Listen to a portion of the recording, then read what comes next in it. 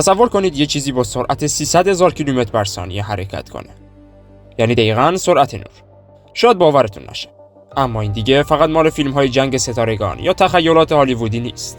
ما داریم درباره یه تکنولوژی حرف میزنیم که تا همین چند سال پیش حتی فکر کردن بهش غیر ممکن به نظر میرسید. ولی امروز همینجا توی ایران خودمون این رویا به واقعیت تبدیل شد. میشه گفت که دیگه نیازی به شلیک گلوله یا موشک نیست، چون ایران وارد باشگاه مخوف‌ترین سلاح‌های انرژی جهان شده. یه قدرتی که دیده نمیشه، صدا نداره، ولی میتونه توی کسری از ثانیه معادلات جنگ رو کلاً تغییر بده. فکرشو بکنید. به جای انفجارهای بزرگ، یه پرتو نامرئی که هدف رو توی آسمون ذوب میکنه. اما چرا دنیا از این ماجرا اینقدر میترسه؟ و چرا میگن این تکنولوژی قراره همه چیزو عوض کنه؟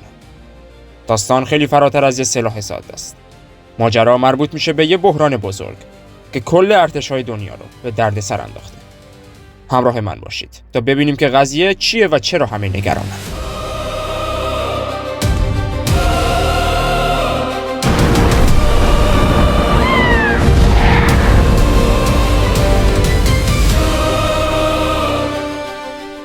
بذارید با یه حساب کتاب ساده عمق فاجعه رو بهتون نشون بدم.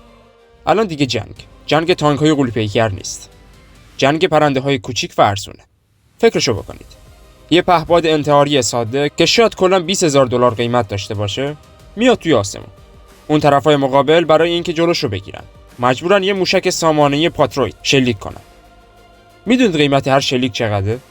بین 3 تا 4 میلیون دلار. یعنی برای زدن یه چیزی که اندازه یه پرایده، باید اندازه بودجه یه شهر کوچیک هزینه کنن. این یعنی رسما آتش زدن به اسکناس‌ها. مثل اینه که بخوای یه مگس رو با پرت کردن شمش طلا بکشی. شاید یکی دو بار بشه این کارو کرد، اما وقتی تعداد حملات زیاد بشه، کمر اقتصاد هر ابرقدرتی میشکنه. دقیقاً همینجاست که دنیا فهمید روش‌های قدیمی دیگه جواب نمیده و بازنده است. برای همین همه دنبال یه راه نجات بودن، یه چیزی که این معادله ضرر رو برعکس کنه. و درست توی همین لحظه، توی اوج ناامیدی بود که ایران از برگ برندش رو نمایی کرد. جواب ایران به اون ضرر میلیاردی موشک‌های بزرگتر نبود، بلکه تغییر کل زمین بازی بود. بیایید با کابوس جدید پرنده‌های دشمن آشناتون کنم. اونم سامانه لیزری ساطع و زحیر. شاید توی نگاه اول فقط یه کامیون نظامی ببینید که یه جعبه عجیب پشتش سواره. ولی اینجا خبری از لوله‌های دراز توپخانه‌ها یا لانچرهای بزرگ موشک نیست. ظاهرشون ساکت و آرومه. اما گول این قیافه مظلومو نخورید. این ماشین‌ها دیگه نیازی به انبار مهمات و باروت ندارن. سلاحشون نور متمرکزه. یه انرژی خالص، بی صدا و کاملا نامرئی. میشه گفت که دیگه لازم نیست برای زدن یه پهپاد فسقلی میلیون‌ها دلار دود کنن بره هوا. چون دقیقاً همینجا با یه تکنولوژی طرفیم که هدف رو میبینه، قفل میکنه و بدون اینکه کسی چیزی بفهمه، کارو تموم میکنه. اما این آتش نامرئی دقیقاً چطوری فلز رو توی آسمون ذوب میکنه؟ بیایید بریم داخل سیستم تا ببینیم که اون تو چه خبره.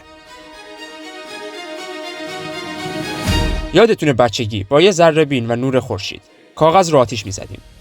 لیزر هم دقیقاً همون کارو میکنه، اما با یه قدرت وحشتناک. تصور کنید انرژی برقی یه نیروگاه کوچیک رو بگیرید و همش رو توی نوک یه سوزن جمع کنید. وقتی این حجم از انرژی به بدنه پهپاد یا موشک میخوره، دیگه بحث ضربه زدن نیست. اونجا دما تو کسری از ثانیه به 1000 درجه میرسه. فولاد، آلومینیوم یا کامپوزیت فرقی نداره، مثل کره آب میشن. میشه گفت که بدون هیچ انفجاری بال پهپاد سوراخ میشه و تعادلش رو از دست میده. انگار یه دست نامرئی توی آسمون گلوش رو گرفته و فشار میده. حالا شاید بگید خب این تکنولوژی حتما خیلی گرونه و هر شلیکش کلی آب میخوره. ولی صبر کنید، چون قراره با شنیدن قیمتش دود از سرتون بلند بشه. آماده این که عددش رو بشنوید؟ عددش فقط $10. بله، درست شنیدید. میشه گفت که پول یه پرس غذا یا یک کم گوشت.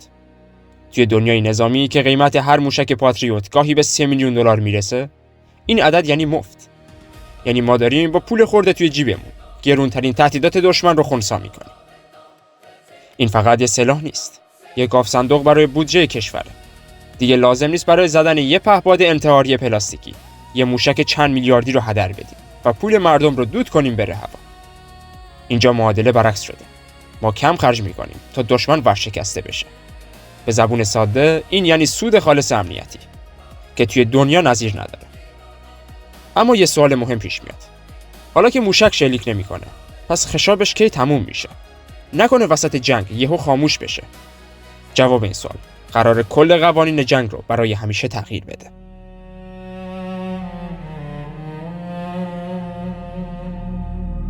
جواب سوالی که پرسیدم ترسناکه. جوابش اینه: هیچ وقت. این سلاح اصلا خشاب نداره که تموم بشه. تا وقتی که اون ژنراتور پشت کامیون روشنه و گازوئیل داره، این لیزر شلیک میکنه. یعنی یه خشاب بی‌نهایت. توی جنگ‌های کلاسیک بزرگترین کابوس فرمانده‌ها نرسیدن مهمات. برای مثال اون کاروان‌های طولانی کامیون‌های موشک که توی جاده‌ها مورد هدف قرار میگیرن، یا اینکه انبارهای مهماتی که با یه جرقه میرن رو هوا. میشه گفت که اینجا همه این ضررها حذف شدن. دیگه لازم نیست نگران انبارداری و حمل و نقل مواد منفجره باشی. مهمات این سلاح همون سیم برقیه که بهش وصله. فکرشو بکنید. دشمن اون بیرون منتظره که تیرهاتون تموم بشه و بیاد حمله کنه. ولی شما تا صبح بدون وقفه شلیک میکنید. میشه گفت که این تکنولوژی فقط ایده روی کاغذ نیست. این قدرت نامحدود توی یه سامانه خاص جمع شده که اسمش لرزه به تن دشمن‌های ما میندازه. وقتشه که الان شما رو رسما با ساتب ظهیر آشنا کنم.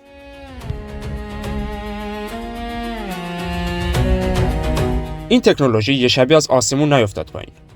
داستانش برمیگرده به اوایل دهه 90. اون روزا حتی فکر کردن به ساختن لیزر جنگی توی ایران برای خیلی شبیه شوخی بود. تحریم‌ها راه نفس تکنولوژی رو بسته بودن و هیچ کشوری حاضر نبود حتی یه پیچ این دستگاه رو به ما بفروشه. همه میگفتن نمیشه. ولی یه عده جوون نخبه توی آزمایشگاه دانشگاه و صنایع دفاع گوششون بدهکار نبود. اونا تصمیم گرفتن راه 100 ساله رو توی چند سال طی کنن. شب بیداری‌های طولانی، تست‌های ناموفق و خراب شدن قطعات. اینا بخش دیده نشده ماجراست. این لیزر نتیجه مستقیم هوش مهندسای ایرانیه که با دست خالی ایران رو وارد باشگاه محدود دارندگان سلاح لیزری کرده. چیزی که می‌بینید 100% بومیه و هیچ کد مخربی از بیرون توش نیست. حالا که ابزارش و مغزش رو هم داریم، سوال اصلی اینه: این تکنولوژی چطوری قراره بازی موش و گربه این منطقه‌ای رو تغییر بده؟ توی ادامه وارد اتاق فرماندهی میشیم تا این قضیه رو از نزدیک ببینیم.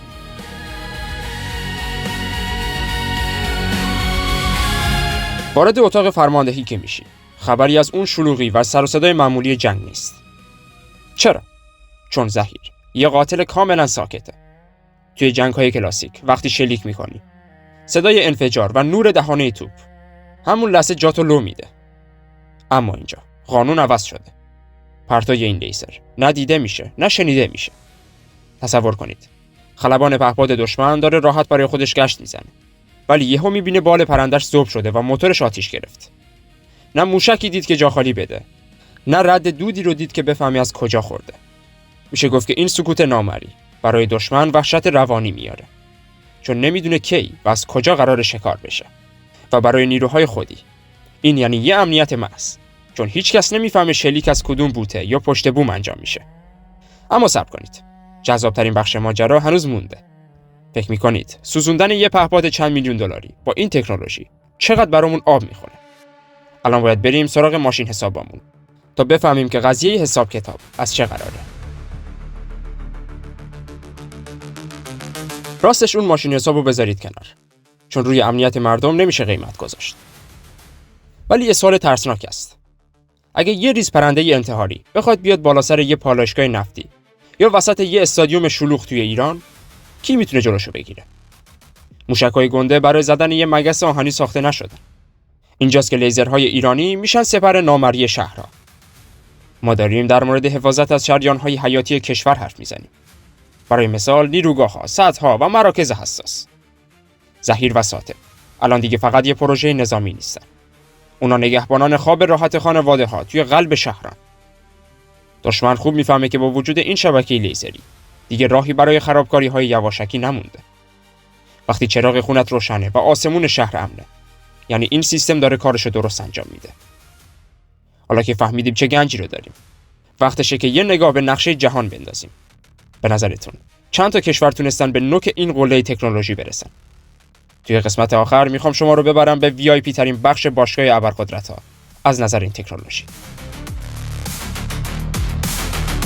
خب رسیدیم به ایستگاه آخر. اونم باشگاه اختصاصی ابرقدرت‌ها. اینجا دیگه جای تعارف نیست. پرچم‌هایی که اینجا بالا رفتن انگشت شمارن، از جمله آمریکا، چین و روسیه و حالا ایران خودمون. دستیابی به این سلاح لیزری توان بالا، یعنی عبور از مرز علم فیزیک. جایی که ما دیگه مصرف کننده امنیت نیستیم، بلکه تولید کننده اونیم.